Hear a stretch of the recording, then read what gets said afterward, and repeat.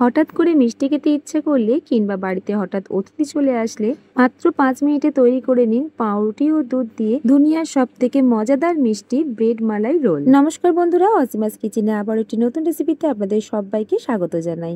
আশা করছি আমার আজকের রেসিপিটি আপনাদের খুবই ভালো লাগবে। রেসিপিটি ভালো লাগলে অবশ্যই একটা লাইক করে দিয়ে চ্যানেলটিকে সাবস্ক্রাইব করে আমার পাশে থাকবেন। চলুন তাহলে রেসিপিটি বানানো শুরু করা যাক। প্রথমে একটা ফ্রাই প্যান গ্যাসের ওভেনে বসিয়ে দিয়েছি। নিয়েছি 1 চামচ পরিমাণে ঘি আর নিয়েছি 2 চামচ পরিমাণে সুজি। সুজিটা কিন্তু খুবই সামান্য দিতে হবে। সুজিটাকে ঘিয়ের মধ্যে হালকা করে একটু টেলে নিয়েছি। সুজির মধ্যে যেন কোনো রকম লালচে রং না আসে, সেই রকম করে সুজিটাকে কিন্তু ভেজে নিতে হবে, যাতে সুজির কাঁচা গন্ধটা না থাকে। গ্যাসের আঁচটা কিন্তু একেবারেই লো করে রেখেছি। দিয়ে দিলাম 2 কাপ পরিমাণে লিকুইড দুধ। দুধটা উষ্ণ গরম হয়ে আসলে দিয়ে দিচ্ছি 4 চামচ পরিমাণে গুঁড়ো দুধ আর দিচ্ছি 2-3 চামচ পরিমাণে চিনি। মিষ্টির স্বাদটা আপনারা স্বাদ অনুযায়ী দেবেন। যেহেতু এখানে গুঁড়ো দুধ আছে, একটু মিষ্টি ভাবটা বেশি হয়ে যাবে, তাই চিনির পরিমাণটা একটু বুঝেই দেবেন। একদম লো ফ্লেমে নাড়াচাড়া করতে করতে কিছুক্ষণের মধ্যে দেখবেন মালাইটা কিন্তু একেবারে জমে গেছে। এটা কিন্তু খুব বেশি আর নাড়াচাড়া করব না, এরমই থাকবে। ঠান্ডা হয়ে গেলে কিন্তু অনেকটাই আবার শক্ত হয়ে আসবে, তাই খুব বেশি কিন্তু ঘন করবার দরকার নেই। এবার যতগুলো ব্রেড দিয়ে আমি মালাই রোল বানাবো ততগুলো ব্রেড নিয়েছি আর ব্রেডের চারদিকটা কিন্তু এই কালো অংশগুলোকে কেটে আমি বাদ দিয়ে দিচ্ছি। যতটাই বানানো সহজ বন্ধুরা, খেতেও কিন্তু ভীষণ মজার হয়। একবার বাড়িতে বানিয়ে অবশ্যই দেখবেন। ব্রেডের চারদিকের কালো অংশগুলোকে কেটে আমি বাদ দিয়ে দিয়েছি।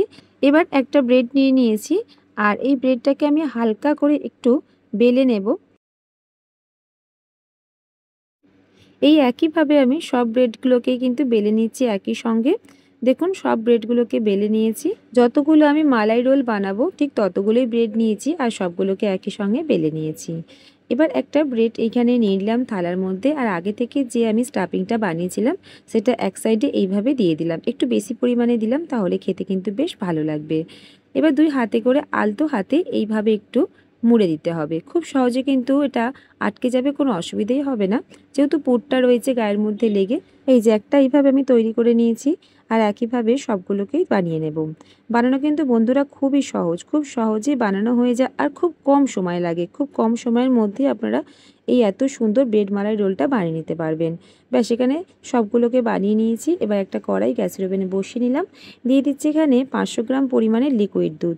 দুধের পরিমাণটা একটু বেশি নেবেন আর সেটা কেন বেশি নেবেন আমি সেটা একটু পরেই বলে দিচ্ছি। আমি এখানে ফুল ফ্যাট দুধটা ইউজ করেছি, তাই খুব বেশি ফুটিয়ে আর ঘন করবার দরকার নেই। দিয়ে দিয়েছি স্বাদ মতন চিনি। চিনির পরিমাণটা আপনারা কম বেশি করেও নিতে পারেন। দুধের মধ্যে একটা বলক ওঠে আসা পর্যন্ত অপেক্ষা করেছিলাম। দুধটা দেখুন ভালোভাবে বলক চলে এসেছে আর চারিদিকে যে দুধের গায়ে ক্রিমটা লেগে যাচ্ছে সেটাকেও আমি মধ্যিখানে দিয়ে কিন্তু ভালো করে আবারও দুধটাকে নাড়াচাড়া করে নিচ্ছি। এবার অল্প একটুখানি সাইডে আমি কাঁচা দুধ রেখেছি, মানে ঠান্ডা দুধ রেখে দিয়েছিলাম, তার মধ্যে নিয়ে নিচ্ছি 2 চামচ পরিমাণে কাস্টার্ড পাউডার। এটা ভ্যানিলা কাস্টার্ড পাউডার, যে কোনো মুদির দোকানে আপনারা খুব সহজে কিন্তু পেয়ে যাবেন। দুধের মধ্যে গুলে নিয়ে সেই দুধটাও কিন্তু এখানে দিয়ে দিলাম। গ্যাসের আঁচটা এই সময় একেবারেই লো করে দিতে হবে। কিছুক্ষণ নাড়াচাড়া করতে দেখবেন দুধটা কিন্তু খুব ঘন হয়ে আসবে। এই কারণে কিন্তু বলেছিলাম আপনাদেরকে দুধের পরিমাণটা একটু বেশি নেবেন। আর ব্রেডের মধ্যে এই দুধটা যখন দেবেন ব্রেডগুলো কিন্তু অনেকটাই দুধটা সোপ করে নেবে, মালাইটা সোপ করে নেবে। তো সেই কারণে কিন্তু দুধের পরিমাণটা একটু বেশি রাখলেই ভালো হয়। তো এখানে মালাইটা এখানে একেবারেই রেডি হয়ে গেছে। মালাইটাকে একটু ঠান্ডা করে নিয়েছি। তারপর কিন্তু এই ব্রেডের মধ্যে আমি এইভাবে চারিদিকে ছাড়িয়ে ছাড়িয়ে দিয়ে দিচ্ছি। এই ব্রেড রোলটা কিন্তু খেতে ভীষণ মজার হয় বন্ধুরা, তবে একটু ফ্রিজে রেখে ঠান্ডা করে নেবেন আর খেতে কিন্তু ভীষণ মজার হবে।